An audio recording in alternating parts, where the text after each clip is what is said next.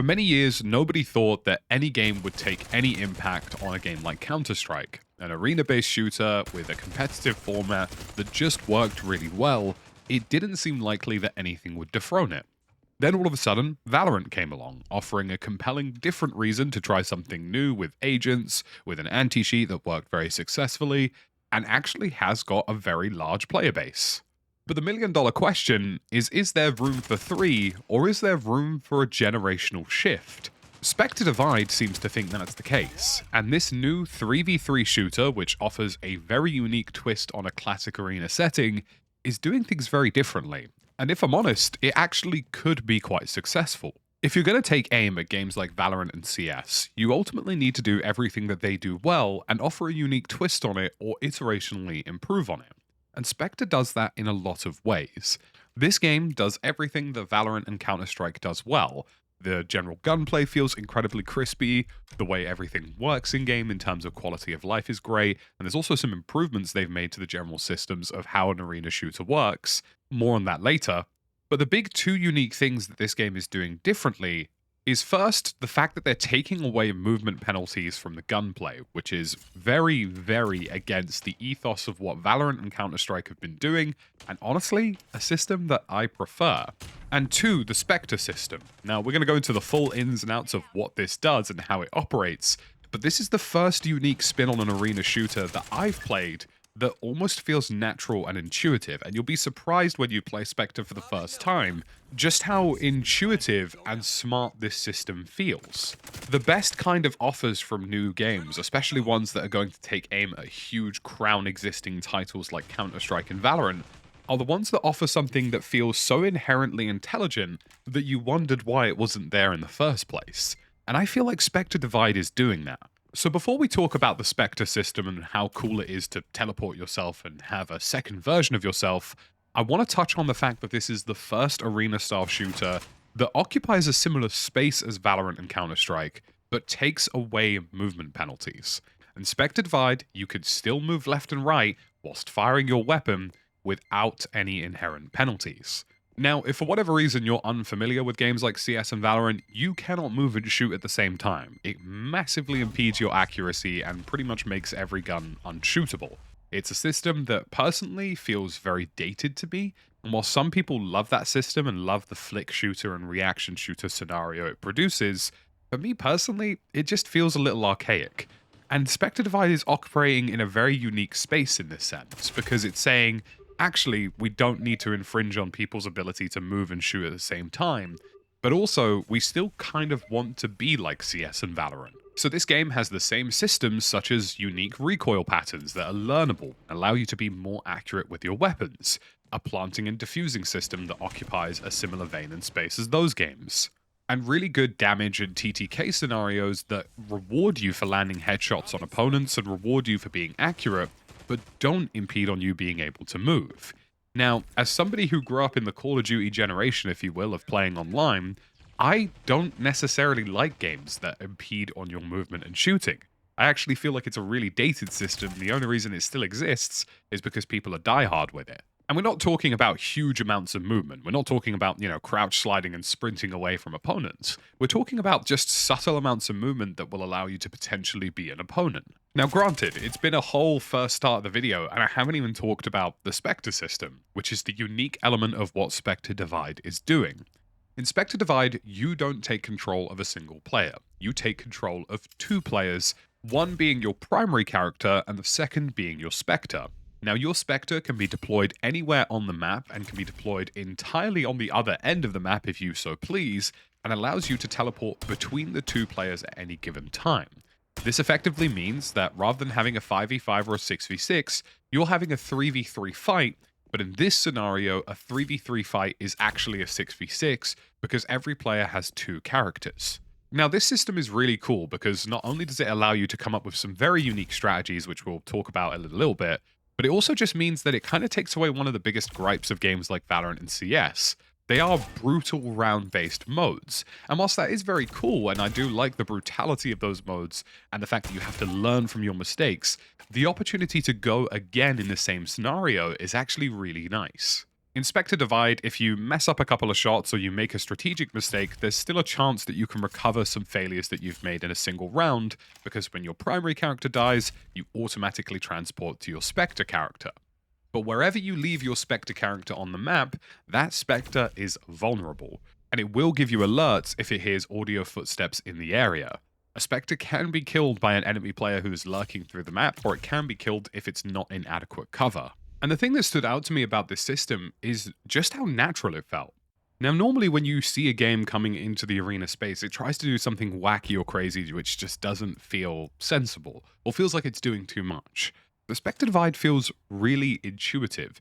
Switching between your Spectre and your main character takes a little while to get used to, but once you nail it down, I think you can really feel the potential of the system and how it really offers something unique and interesting in the arena space. This opens up an entire realm of strategy in terms of how you and your other teammates in a 3v3 scenario can approach any given round.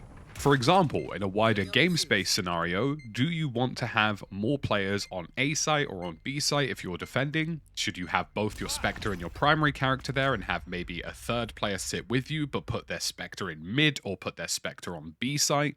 It opens up all of these opportunities to allow you to use 6 playable characters and move them around the maps almost like chess pieces. So in a traditional Valorant and Counter Strike sense of splitting however you're attacking or defending, whether that's defaulting and sending 2 guys to each site and 1 guy down mid and just seeing how people react, or if you decide to stack heavy onto A site because you trust somebody to take care of B site, these are still scenarios that are available in Spectre Divide, but because you jump between the characters, it's you involved in those moving parts. You are no longer reliant on 4 different players in any given game or any given fight. You're reliant on 2 other guys that you communicate with. And having a closer net variety in terms of being able to communicate with just 2 people and understand strategies and things that are going wrong and going right, as opposed to playing with 5 people, is actually really cool. The same mistakes that you learn from, the same strategy failures, the same attempts to try something a little bit different, are all things that still happen in Spectre Divide. It's still brutal. You will still have to do a learning curve and a skill curve in terms of both shooting, defending, and attacking.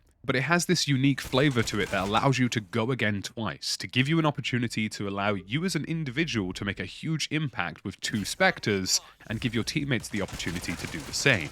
And not only can you use your Spectres in a grand game sense sort of way in terms of attacking and defending, whether you're 2 stacking a site or splitting up your Spectres to try and use them as sort of a flexible means between 2 sites, you also have the ability to use them in micro-conflict sort of ways. You could throw your Spectre onto an alternate corner from the corner that you're peeking, and then switch between the 2 to peek the same person, creating a bit of a mental headspace for them that's a little bit confusing to track. Your traditional high-low peaks in something like Valorant or CS are also options that you can do with your own Spectre.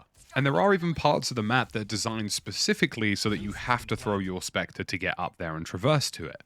The other thing that Spectre Divide is doing very well is quality of life. Now, from the 600 frames you can see in the top corner without me really changing any graphical settings, you can tell that this game runs well, like you'd expect from something like CS or Valorant. But on top of that, the firing range has some really great options, alongside some in-game QOL that's actually a step up from other games like Valorant and CS. Now, the actual firing range itself is generally what you would expect from a game like this. You can set the various different distances of your targets like so. 75, 30. Or random. And you can set the type of target that you have. Oh no, I missed. Oh no. And then you can even set the amount it appears or disappears. So for example, in this one scenario, you actually have to shoot all of the targets variously, and then it will reset. Or in the 3 scenario, you knock them down one by one, giving you a sort of aim trainer feel. On top of that, in this general area, you can practice pretty much anything with your Spectre, moving them all around the base and getting used to the general mechanics of the game. You also have a bot which tells you the hit markers for every single item in the game, the amount of damage it does. You can change every single weapon that you have in your loadout and see which ones work for you. You could equip armor, you can see what each one does, how it works with characters, what the damage outcome is expected to be, and you can even do things like practicing recoil patterns. Now, if I throw my Spectre here, I can get a different recoil pattern from the weapon that they are using and understand that one. And all of these allow you to progressively become better at the game. They even have a sort of aim trainer here, which is really cool. You can make it really tiny as well and just sort of work on it bit to bit, or make them large squares.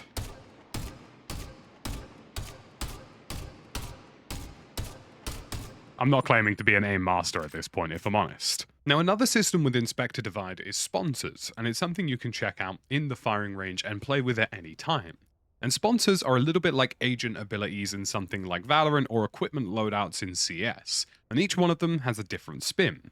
This is the first sponsor, Pinnacle International, and this is what you would expect from something like a duelist or an aggressive player in something like Valorant and CS. It gives you a splinter grenade, the ability to heal yourself, and also a flashbang, which is not as annoying as other games. A little less annoying, even. And every single one has entirely different loadouts. For example, you have Morgan United, which is a bit more like a controller loadout. You've got a smoke grenade. You've got a ability to do AoE damage with like what looks like a Viper pit. And then you also have, for example, a trap. And this trap triggers and slows people in the area. So this is similar to a controller loadout in something like Valorant, giving you like a Viper or an Omen, or something that can give you just options to generally manipulate the areas around you. And there are loads more. Bloom Technologies gives you a shield barrier. This is a bit more like a support healing role, a healing ability, and also the ability to spawn a swarming system, which is not only smoke, but also deals damage to people inside it. So this is a really cool system as well. And each single one of these gives a slightly unique flavor. We have the Riker Industries, which is a sonar spike and a bit more like Intel, and gives you a bit of a sentry gun. We have Vector Dynamics, which has a fire rate buff for your weapons, and also a nanobot wall that blocks visions, and also the ability to just deal nanobot damage generally. Then you have Ghostlink, which allows you to kind of be a bit like a Yoru from Valorant, a wall that completely blocks line of sight, and the ability to send a duplicate too, which is kind of cool. I'm actually going to show you guys this one. So not only can you deal a little wall like this, which blinds people as you partition through, but I can send a fake version of myself forwards, which I'm a big fan of. I like that. And also a small grenade, which kind of deals a sort of flashbang style effect to people who are in it. So all of these are offering entirely unique flavors and can be used from pretty much any character to build a composition on top of your Spectres and complement the gameplay style. I'm really curious to see how Spectre Divide goes and how it performs and if people end up enjoying it.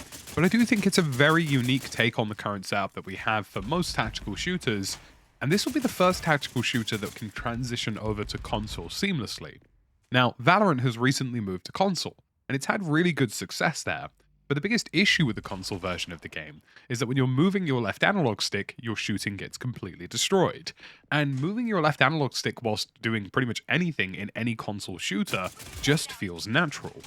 Whereas in Spectre Divide, this won't be a concern at all, and it can basically bring about the formula that people want from games like Valorant and CS without the mechanics that could potentially hold it back on a console platform. Let me know your thoughts and feelings about Spectre Divide below, guys, and if you enjoyed this video, be sure to leave a like, and I'll see you in the next one.